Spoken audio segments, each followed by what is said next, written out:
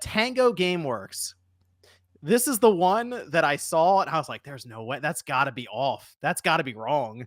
How how do we have Tango get like, shuttered? It didn't make any sense to me when I read that, and I don't think I still it still doesn't make sense to me, I gotta be honest. I'm looking at this, trying to figure out there's gotta be something major that they're not telling us. Like, something has to have been gone wrong or something that we don't Mhm. know, like, and that's the thing. I don't know what the inner workings of any of these studios look like. You know what I mean? Like, we're kind of judging it based on the outside. And when I see something like Hi-Fi Rush come out of Tango last year, and it's universally praised, people love this thing. It wins awards. I mean, they have a whole like trophy cabinet. They took Mhm. pictures of it. They showed it. They're like, look at all these trophies. It's like, wow, okay, so that does tick the box of a prestigious game.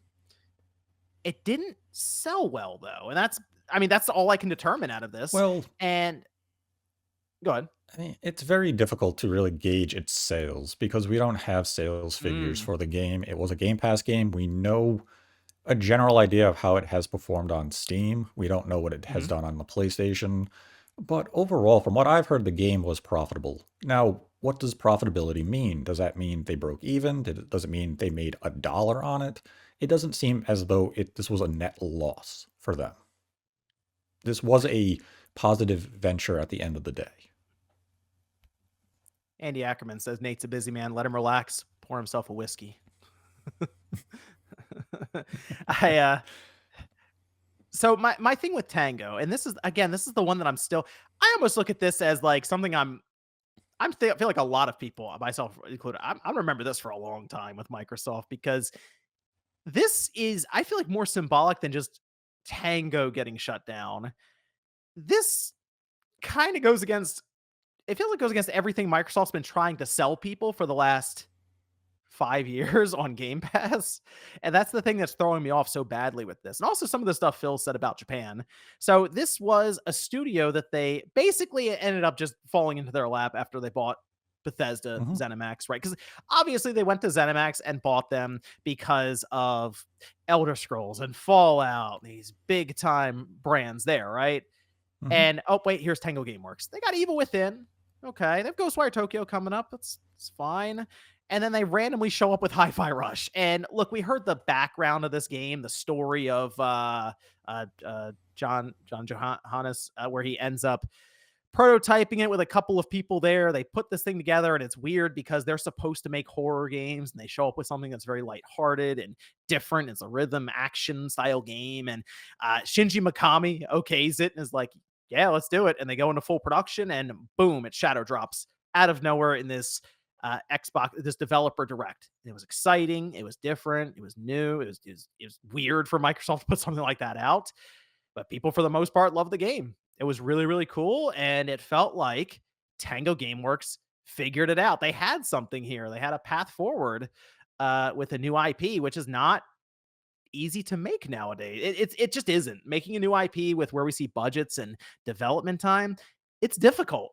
So when you get what almost, I mean, it's not quite lightning in a bottle because it's not like Power World where that showed up and everyone was playing this thing, crazy amounts of concurrent players. But in a world of live services to have something like this show up, it was pretty impressive. It was. And to fast forward a year and the studio was shutting down on the back of Microsoft saying that it met all of their expectations. This is Aaron Greenberg. These are his words, met all of our expectations and stuff, as he was refuting a story that mentioned that there was like behind the scenes sales were kind of like in question, like, oh, is this actually hitting these metrics? And that's not a great look. A year later, you shut them down, and it's like, okay, well, how does Microsoft measure success if sales are impacted by Game Pass? How exactly do they determine what's worth putting money into and what's not? That I think is the big hang up right now because That's clearly yes. Tango, whatever they were going to do, it wasn't worth it to them. No, and I think that's really the big hang up here is that as we had the reports come out from Jason Schreier suggesting that Tango was in the process of pitching a sequel to Hi-Fi Rush, and that to do that they would need to hire additional developers, that at some point Microsoft evaluated Tango, evaluated what's in their pipeline, and determined that they were not worth keeping. And that's a very troubling thing when you look at the pedigree of Hi Fi Rush and even the studio itself. Was it a case of they looked at their recent output, something like Ghostwire Tokyo, a game that reviewed, we'll say good, not great? It was on the PlayStation 5 as an exclusive for 1 year before it came to Xbox and Game Pass. And the sales of the game didn't exactly light up the charts.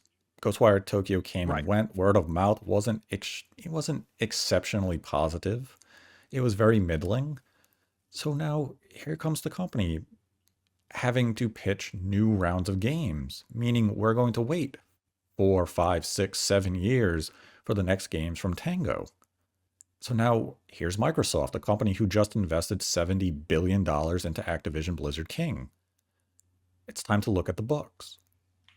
Are we willing to wait 6 years for a company who isn't big? It's very likely very cheap to operate because they are Japanese based. Mhm. But are we going to wait until 2030 for your next game that, based on recent releases, may not be a certified banger when it comes to sales? Because I mean, this is Microsoft at the end of the day. Are they looking to break even with a game or are they looking to make money? You're going to invest Right. $50 million to make $50 million, or do you want to invest $50 million to make $200 million on the project?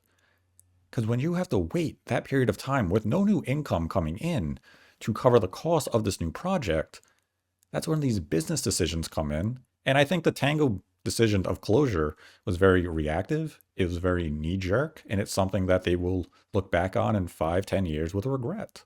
I don't think this is the studio you shut down if you're looking to make cuts. This is the studio you bring in. This is the studio you continue to fund, you continue to invest in, and you have it grow. And you let it become a bigger deal through that investment. To close them just feels exceptionally short sighted. And it feels as though this is upper management. And I'm talking above even Phil Spencer, who looked at this and said, there's nothing in development there. We are not giving them a round of money to produce a new project. They're gone. Talk about the And that's numbers, a, people. yes, and that's a very Yeah. dangerous line and approach in the gaming industry. That's not how you can operate in gaming. Yeah, they're I think Tango, I understand what you're saying about them. They're not financially successful. Like they're the numbers for the sales aren't going to jump off the page to anyone at all. Like I I I think Evil Within 2 may have reached 1 million sold at lifetime. It might have. And Hi-Fi Rush, we don't know the sales numbers, but it's again, it's hard to quantify that anyway when Game Pass is right there. And like for example, when it dropped, I went to Game Pass and downloaded it. Now I will say, Limited Run did mention a physical copy, and I thought to myself, okay, that's what I was waiting for. I was hoping that we'd get a physical. I would pick that up, right?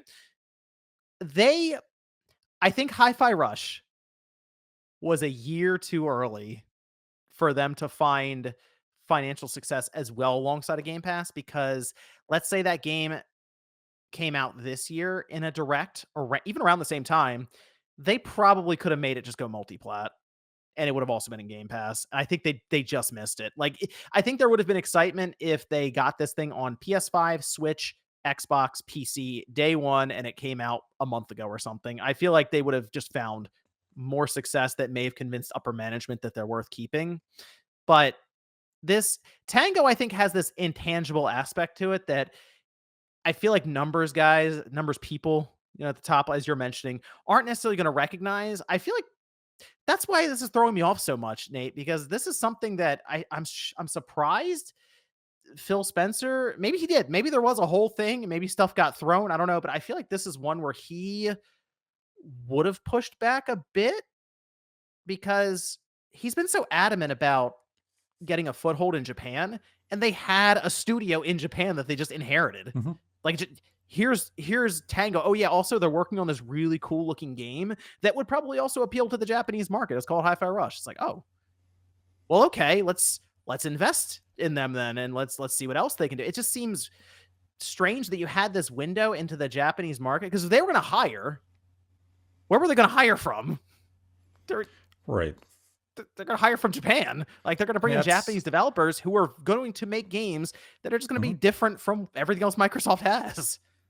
And that's the thing with Tango is that you really had a mascot caliber character with Hi-Fi Rush Chai, right yeah. there. You had Chai, you had the cat, you had BB-8. You had everything you needed to make this a mascot for the Xbox brand moving forward. And yes, technically, they still own the IP. They could give Hi-Fi Rush to a studio like Double Fine and continue the franchise if they saw fit. But Mhm. you already had Tango. You know the talent that they had. You know they can develop a fantastic game. You know they could make a sequel that would match that quality.